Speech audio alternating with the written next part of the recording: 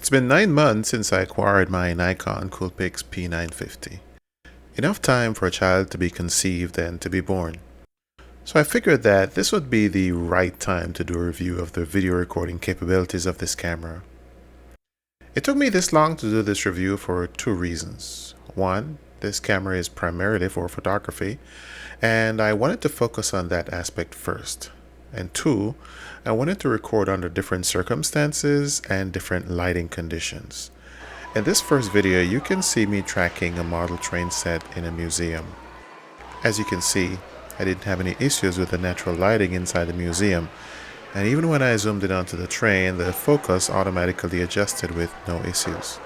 In this other video, you can see me tracking a low-flying fighter jet, and yes, there are a few times when the focus was off, but I think that was due to the fact that I was not using a tripod. Filming a fast-moving subject like this at that distance without a tripod is really asking for trouble. But what about changing from a distant nature view to a close-up view? As you can see, the camera was able to adjust the focus. Did it do it quickly? No, but this is basically a glorified point-and-shoot camera that costs less than $1,000. Don't expect it to perform like a professional camcorder, which would normally cost you about 4 or 5 times as much as this camera, which also takes decent still photos. The P950 also has some very good built-in microphones. With such good microphones, I rarely have a need to connect an external microphone.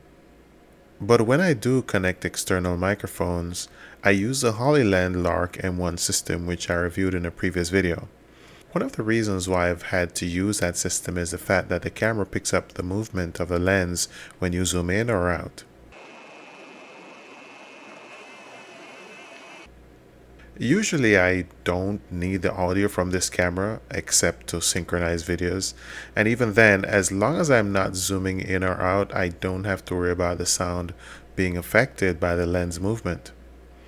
In most situations, I just leave the camera in a fixed position and it will pick up the ambient sound, which can be very useful in most videos.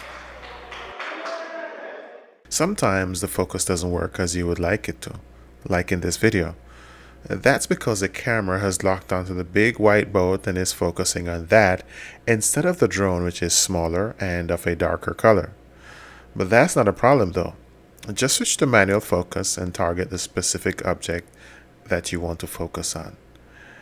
In a tranquil scene with one relatively fast-moving item, I didn't see any issues either, and of course, zooming in on the moon and getting this video was absolutely a dream come true. One of the things I was not able to do that I finally got a chance to do recently was filming a night scene with contrasting lighting.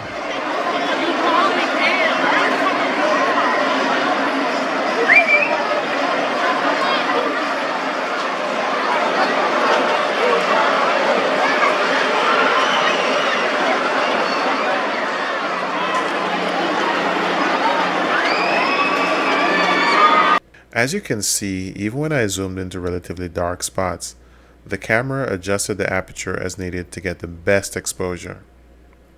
Overall, I would say I'm happy with this camera. It does so many things, and it does some of them very well, considering that it's a bridge camera that costs less than $1,000.